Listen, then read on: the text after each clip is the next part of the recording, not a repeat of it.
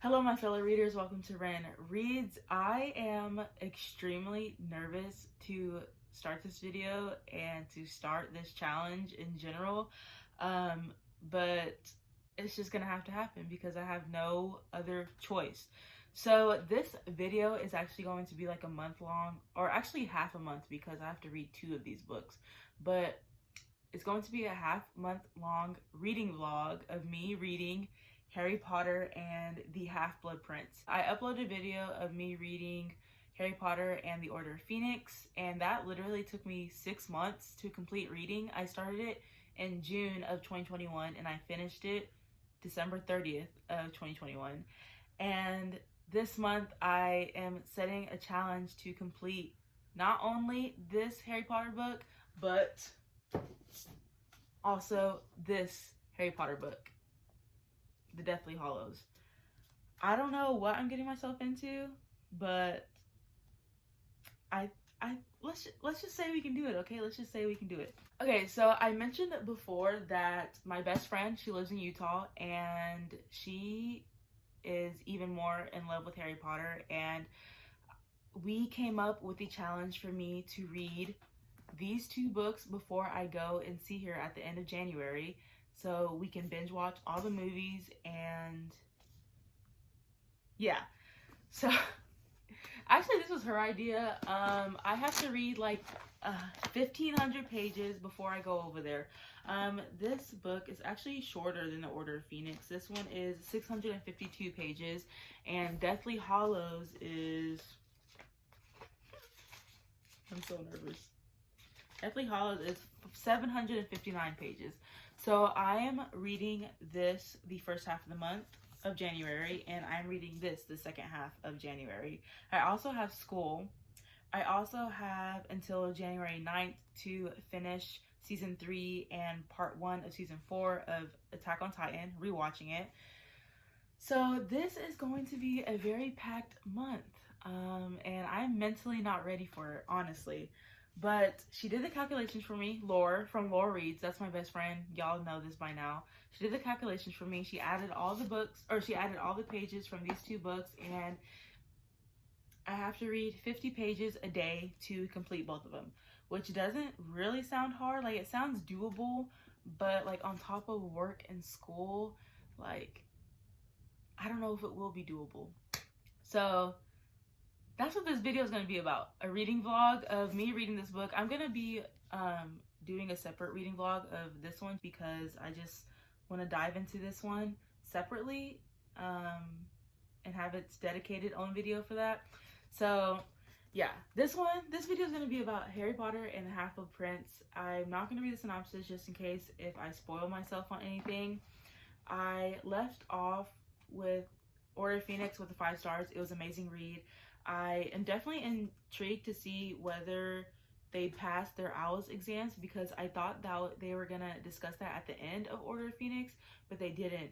So my friend said they say it within this book, so I really hope that the Golden Trio passed all their exams. And yeah, I'm going to start this. Today is January 2nd. I have to read 50 pages every day for 2 weeks, and that's what this video is going to be about. So I know I chatted for a long time. I'm just really nervous to start. If you like these types of videos, give it a big thumbs up. Click that red button down below to subscribe. You can follow me on my reading journey. And let's just get started with reading Harry Potter.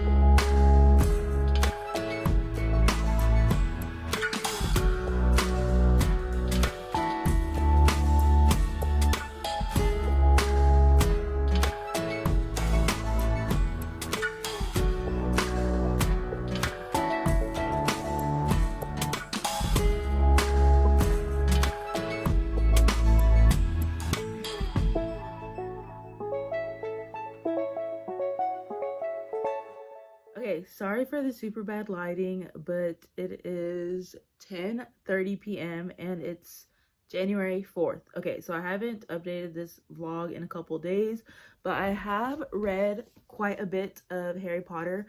Also, I have so many thoughts on what has happened so far. As you can tell, like, look how many tabs. I have never tabbed a book this early and this frequently, like, ever. And there's a whole bunch of different colors, so I'm definitely feeling a whole bunch of different emotions. And yeah, let's just dive into my thoughts because anyways, I'm on page 174, and I said I was supposed to read about 50 pages each day, and I've actually been reading more than that because I just find myself really pulled into the story, and I want to read more every single time I sit down to read it, so that's always good. Let's just talk about, okay, let's go by chapter. The first chapter was good. It was when Fudge was talking to the Prime Minister of the Muggles, and he basically like summed up all the past 5 books into the first chapter, which was cool. Like, Fudge has to deliver, like, I guess, bad news to the Prime Minister, and he just updated the Prime Minister about Voldemort and Sirius Black and everyone escaping from Azkaban. And so there's a page where Fudge like literally summed up all the past books, which was cool. The chapter 2 where it was talking about Snape, I am so furious. Like, if Snape is actually a Death Eater, I'm going to lose my shit because I don't know, I just never expected, I mean, he's like rude and everything to like everyone, but I never expected for him to be a Death Eater. Like, Bellatrix and Lucius Malfoy's wife, I forgot her, Narcissa, they went to go visit Snape in some little cabin or whatever, and Wormtail was there. He was serving Snape, and they were all just chatting about how Severus Snape isn't there for Voldemort, but Voldemort actually sent him to Hogwarts and teach there to get like the inside scoop of Dumbledore and to be there next to Harry and everything. So that just makes me mad, and it makes me very nervous for what's going to happen, because if Severus Snape is actually part of the Death Eater, or is part of the Death Eaters, then I don't know what's going to happen. Like, something's going to unfold and some crazy stuff's going to happen. So I was really shocked about that. What else happened? I finally got introduced to Professor Slughorn, and I thought he was going to be the Defense Against the Dark Arts teacher, but he ends up being the Potions teacher, which Severus Snape used to be, and now Severus Snape is going to be the Defense Against the Dark Arts teacher, which is blowing my mind. Like, I'm pissed. Like, Harry was pissed as well, and I know how Harry's feeling because Dumbledore didn't trust Snape being the Defense Against the Dark Arts teacher because he had a past of being a Death Eater. And now that he's become that professor in that field, like, I am nervous for that too. And I don't know, I just know a whole bunch of crap is gonna go down. And yeah, that's the update so far, and I'll see y'all in the next clip.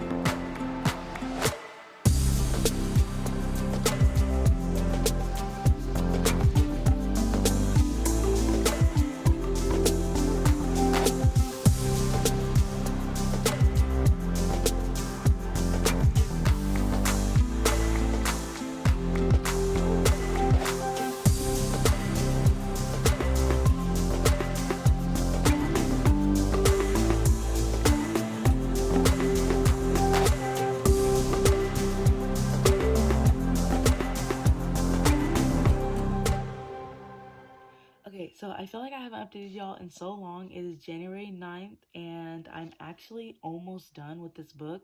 I'm on page 535, chapter 25, and so much has gone on. I'm like trying to process everything. I have a crap ton of tabs. Okay, so I have a little sticky note of everything I want to talk about because so many things have gone on. Okay, so first thing, I really don't know who the Half-Blood Prince is. Like, I like how Harry has this textbook, and the last person who owned it was, of course, the Half-Blood Prince. That's what it says, who checked it out or whatever. And it has like a whole bunch of notes scribbled within the textbook, and that's what Harry has been using within the potions class to get by with his potions and mastering everything. So that's cool. But I'm still like figuring out who's the Half-Blood Prince. The chapters talking about Tom Riddle and how he became Tom Riddle, like his parents and how he got his name, and his time as an orphan and his time at Hogwarts, are very informational, and I find those chapters very fascinating because it ties like everything together.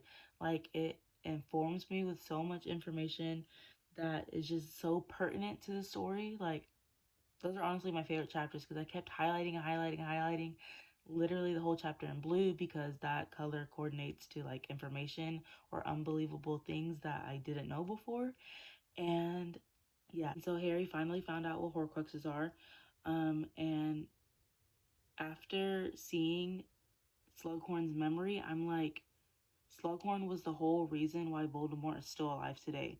Like, Horcruxes are where you can split your soul outside of your body, and so if you like accidentally die, you can still be revived from that soul that's outside of your body. And so basically, it's Slughorn's fault. Like, it all comes down to Slughorn being the reason why Voldemort is still alive today. And then I just finished a chapter where they won their Quidditch match, and Harry and Jenny kissed. Like, I was honestly waiting for this moment. I literally smiled so big whenever I read that. And I think it's just like weird at the same time because Ron is his best friend and Jenny is Ron's sister. And so, like, I don't know. I was happy, but then I'll be even more happier if Ron and Hermione date. But I don't know about that. Anyways, I think that's all of the notes that I have written down that I wanted to talk about. And I think I'm going to finish the last 100 or so pages tomorrow because I'm off of work tomorrow. And I think I'm going to have enough time to finish it. And yeah, I'll update y'all tomorrow. And I'm about to go to bed, so good night.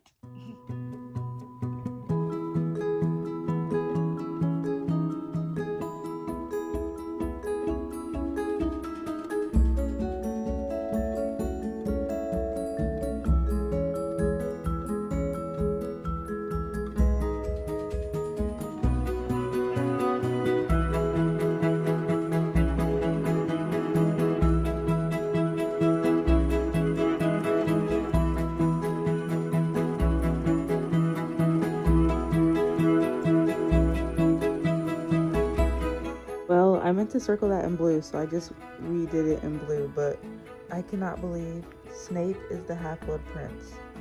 Like, what has this come down to?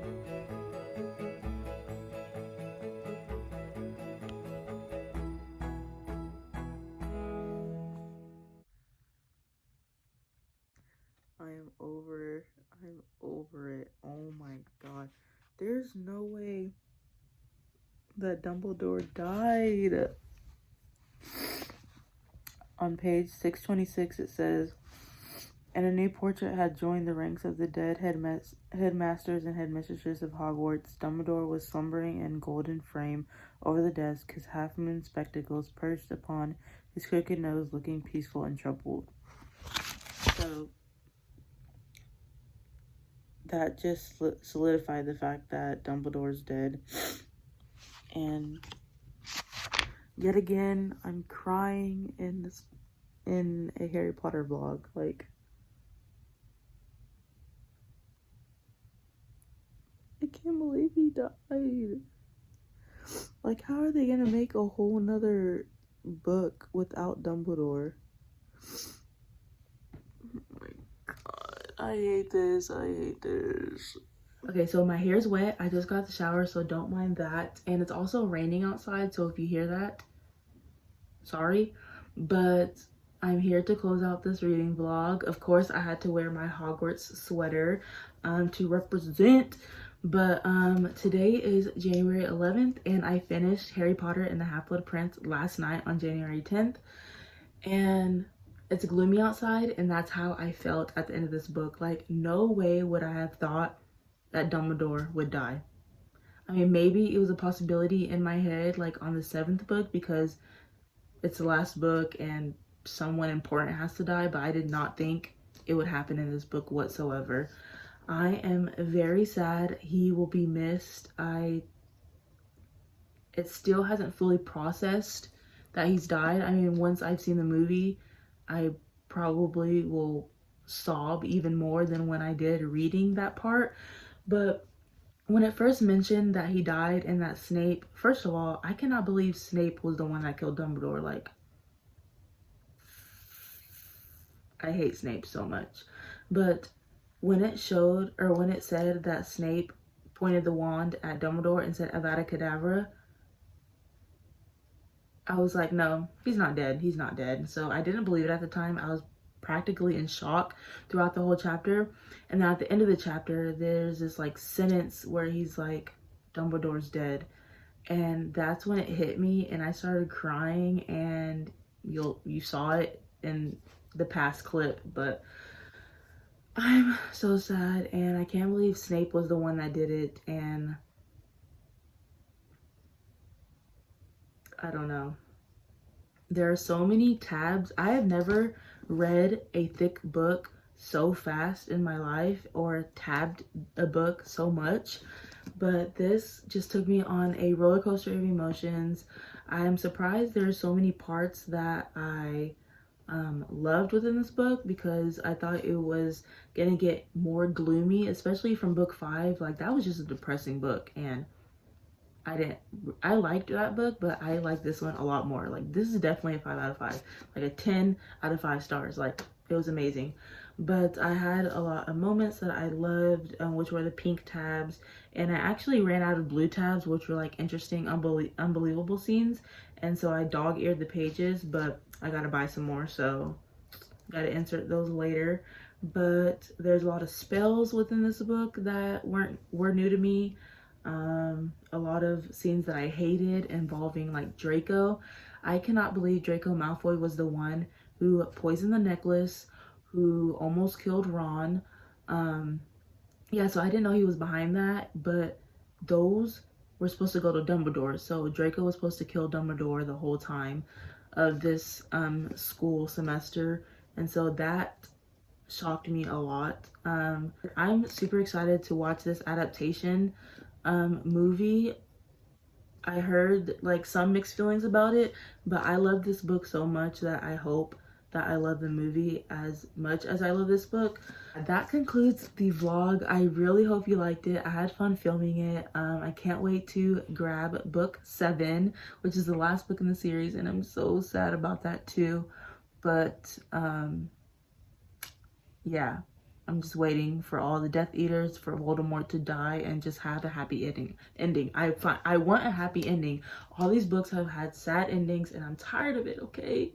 Okay, so that concludes this reading vlog of Harry Potter and the Half-Blood Prince. I'm so sad this book is over. I loved it so much.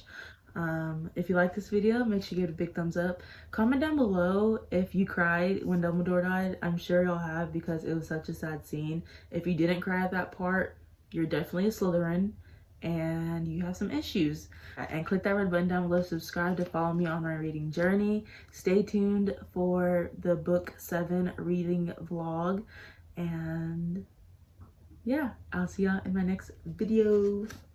Bye.